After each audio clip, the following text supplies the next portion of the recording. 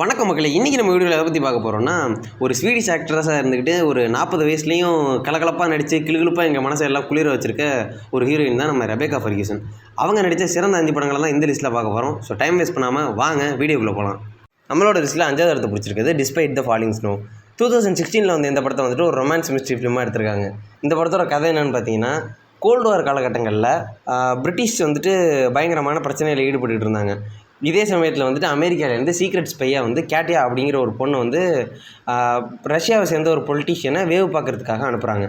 இந்த பொண்ணு வந்து அவரை பற்றிய டீட்டெயில்ஸ் எல்லாம் சேகரித்து அமெரிக்கன் கவர்மெண்ட்டுக்கும் பிரிட்டிஷ் கவர்மெண்ட்டுக்கும் அனுப்பிக்கிட்டு இருக்க நேரத்தில் இவருக்கு வந்துட்டு அவர் மேலே ஒரு காதல் ஏற்பட ஆரம்பிச்சிருங்க. ஸோ இதை தொடர்ந்து இந்த காதல் கதை எங்கே போய் முடியுது, இவன் வந்துட்டு ஸ்பையாக இருக்கிறது இவங்களுக்கு தெரியுதா இல்லையா, அப்புறம் படத்தில் ஏற்படுற பல ட்விஸ்ட் அண்ட் டெரர்ஸு, இதை தொடர்ந்து இந்த படம் எப்படி போகுதுங்கிறத நீங்களே படத்தை பார்த்து தெரிஞ்சுங்க. இந்த படத்துக்கு நாங்கள் கொடுக்கக்கூடிய ரேட்டிங் 6.2.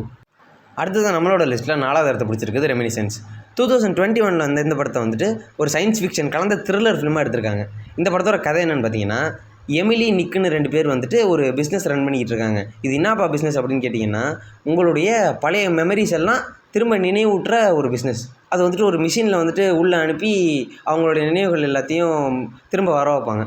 இதில் வந்துட்டு bad memories and good memories எல்லாமே கலந்து தான் இருக்கும்.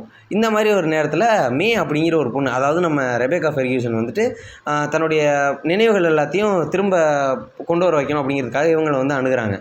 இந்த சமயத்தில் என்ன ஆகுது, இவங்களுடைய பழசையெல்லாம் கிளறப்போ இவங்க வந்துட்டு ஒரு பெரிய பிரச்சனையெல்லாம் மாட்டிக்கிறாங்க. அந்த பிரச்சனை எந்தளவுக்கு டீப்பாக இருக்குது, அதில் இவங்களுடைய வாழ்க்கையும் சம்மந்தப்பட்டிருக்கும். ஸோ இதை தொடர்ந்து படத்தில் ஏற்படுற பயங்கரமான ட்விஸ்ட்டு, அதுக்கு மேலே வந்துட்டு ரொம்ப பரபரப்பாக அந்த படத்தை கொண்டு போனது தான் இந்த படத்தை வந்து எழுந்திரிக்காமல் உட்காந்து பார்க்கணும் அப்படின்னு என்னையும் எடிட்டரையும் வந்துட்டு ஆர்வமாக கொண்டு போச்சு.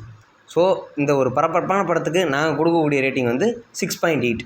அடுத்தது நம்மளோட லிஸ்ட்டில் 3rd பிளேஸை பிடிச்சிருக்குது லைஃப்.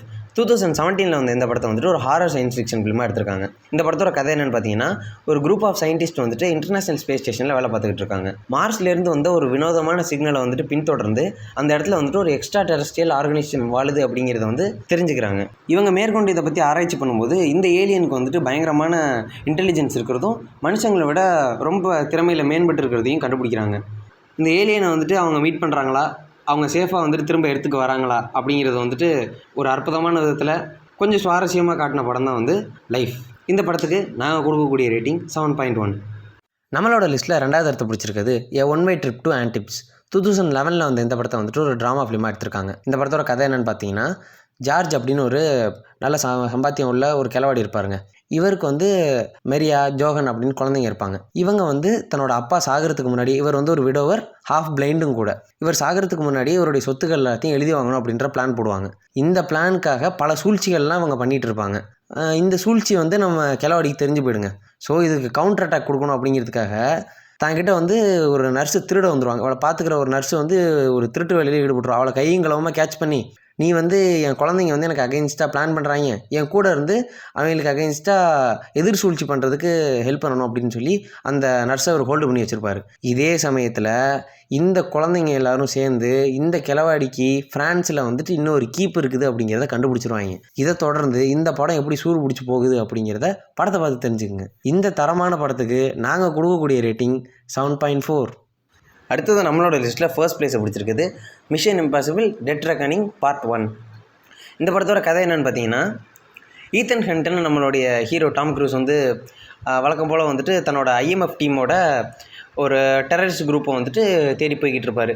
இந்த டெரரிஸ்ட் குரூப் என்ன பண்ணிக்கிட்டு இருப்பாங்கன்னா, ஒரு புது விதமான AI வெப்பனை வச்சுக்கிட்டு டெக்னாலஜி சார்ந்த எல்லா கம்ப்யூட்டர் ரிலேட்டட் விஷயம் எல்லாத்தையும் வந்துட்டு ஹேக் பண்ணி எடுத்துக்கிட்டு இருப்பாங்க. அந்த AI சிஸ்டத்தை ஷட் பண்ணணும்னா 2 முக்கியமான கீ உங்களுக்கு தேவைப்படுது.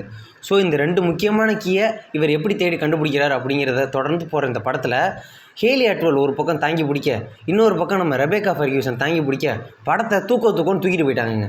ஸோ சண்டே ஒரு மத்தியான நேரம் பிரியாணி ஆர்டர் போட்டு ஒரு திகிலான ஒரு த்ரில்லர் படம் பார்க்கணும் அப்படின்னு ஆசைப்பட்டீங்கன்னா இந்த படத்தை பாருங்கள். இந்த படத்துக்கு நாங்கள் கொடுக்கக்கூடிய ரேட்டிங் வந்துட்டு 8.3. அவ்வளோதான் நண்பர்களே. இந்த வீடியோ பிடிச்சிருந்துச்சுன்னா லைக் பண்ணுங்கள், பிடிக்கலனா கமெண்ட்டுகளில் கழுவி ஊற்றுங்க. நன்றி.